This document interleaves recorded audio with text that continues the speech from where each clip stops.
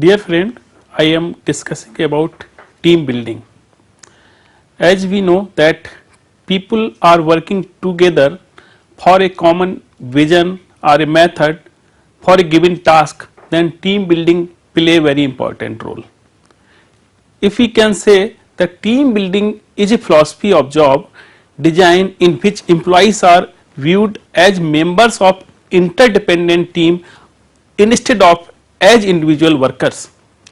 So we can refer to a wide range of activities presented to business, school, sports, team, religious or non-profit organization designed for improving team performance. However, the operative and cooperative process will have bearing on team building.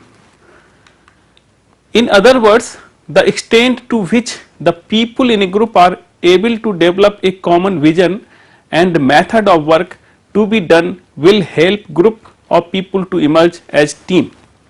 Generally, we use systematic approach starting with clarity and on aim of a given task.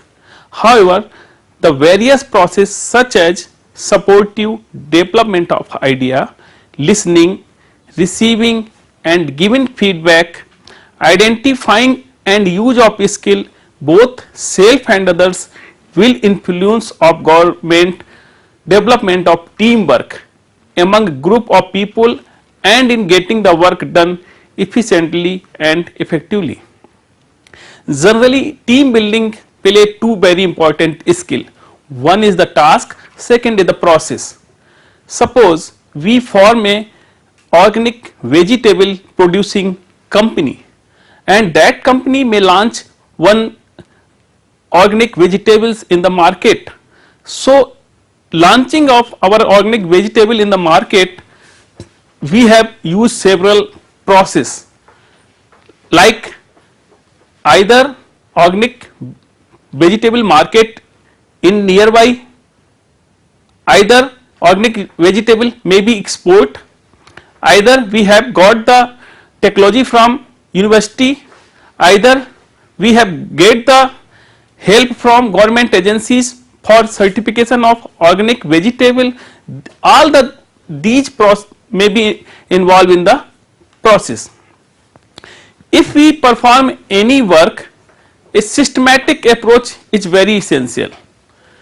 For systematic approach, we can say that way of thinking of people who getting the work very effectively and very purposefully. For systematic approach, we have decided our task, and for that task aim is very important. Suppose aim is the very collective word involving goals, objective and other things. For that aims distinguish with purpose, end results and standards. If we see the purpose decided motivation as well as direction. Why we are doing this work? What is the purpose for that work? Who is benefited for that?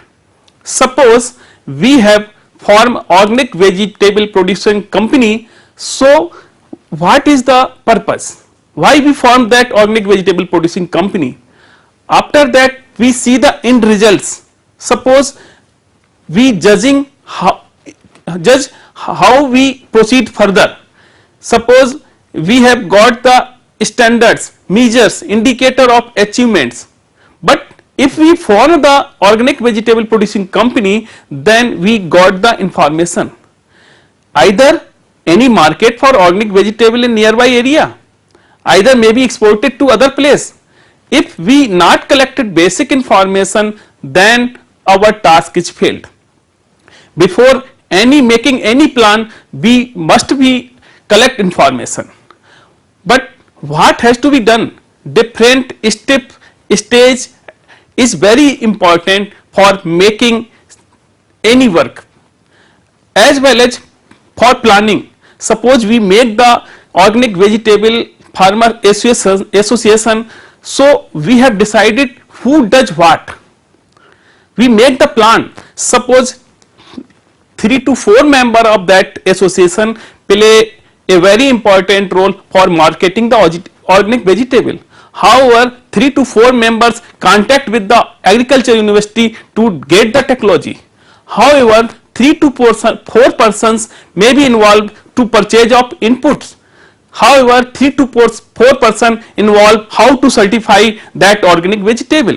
So we have decided role of each players in this manner, so that every member perform their role, and then we come to action.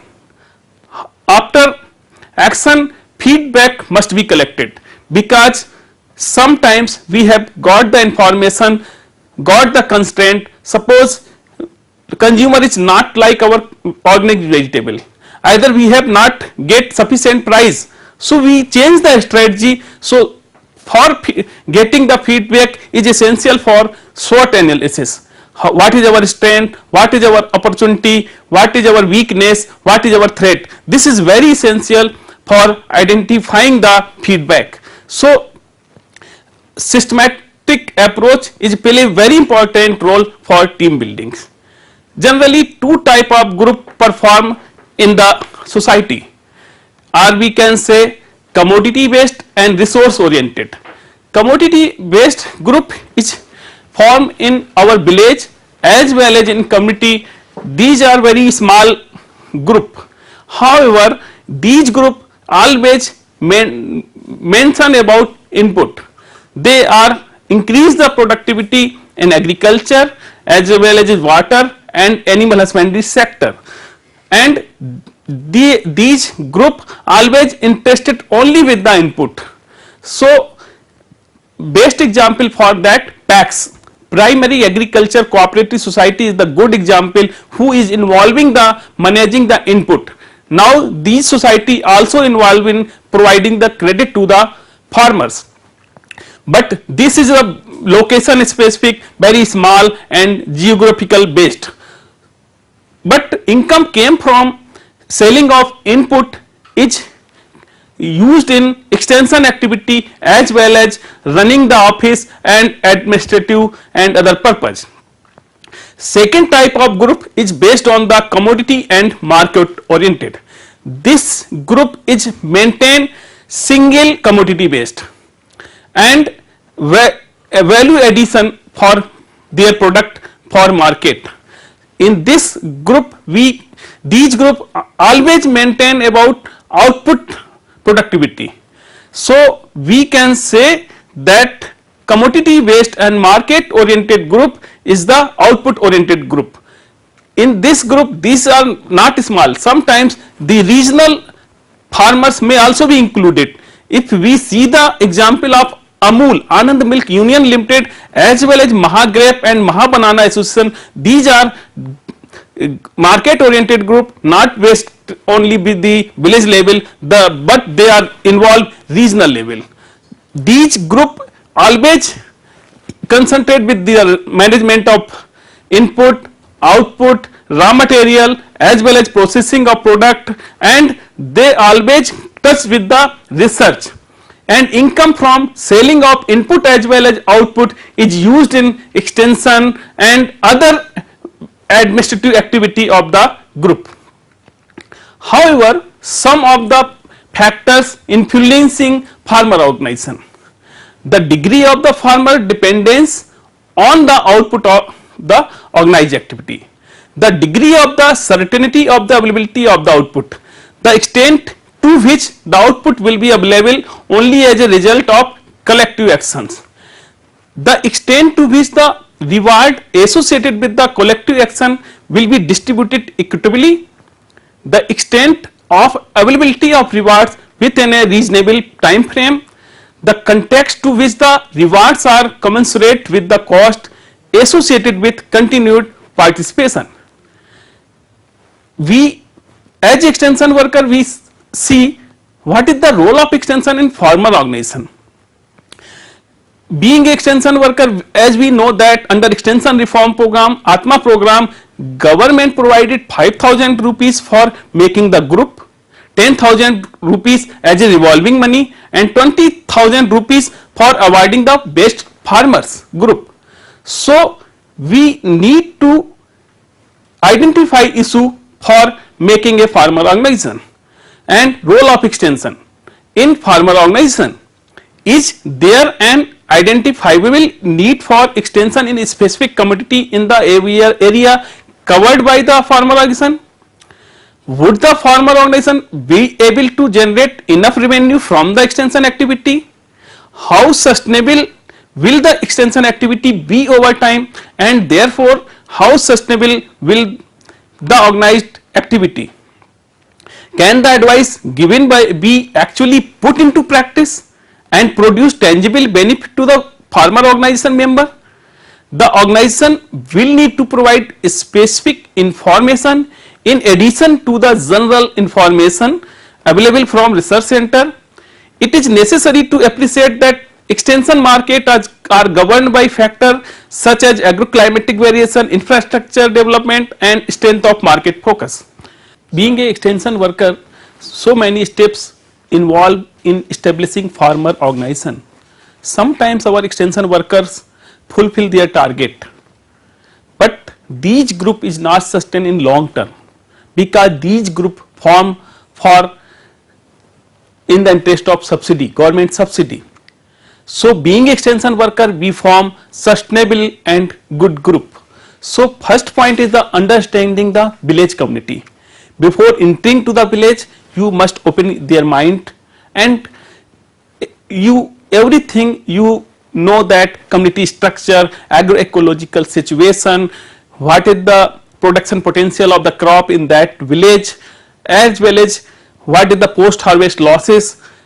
All the information may be collected by the extension worker with the support of key persons of the village, so that this will help in identifying the persons as well as identifying the problems of village. So this information makes for improve strengthening and prepare the strategy of the village.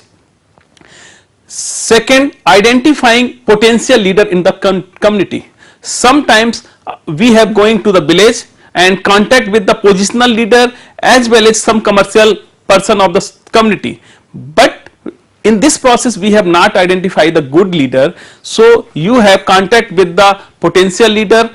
As per research said that before identifying the leader, not old age, not early age, if the medium age leader is identified for that purpose, and you also know the quality of that leader. He must know about the agriculture and persons influence with that persons. So you identify that person, talking to the identified leaders and seeking cooperation from other agency. You have discussed with the other leaders of that village and you seeking cooperation. If any NGO and government agency are also working, so you also take the help. Helping local leader to call community meeting, 1 or 2 meeting may be called, nominating core group, developing organizational structure, developing the farmer organization management through education and action learning. We have sent the members for leadership and team building training, gearing up for action. This is very important because how our activities going on. Implementation selected projects, we have identified the project, then monitoring and evaluating the farmer organization progress. This is also very important. Why our group is formed, is lacking any phenomena or any constraint we have got. So this is the very important step.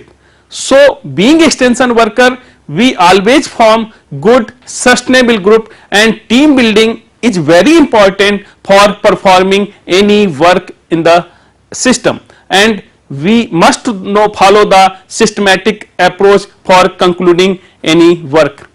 Thank you.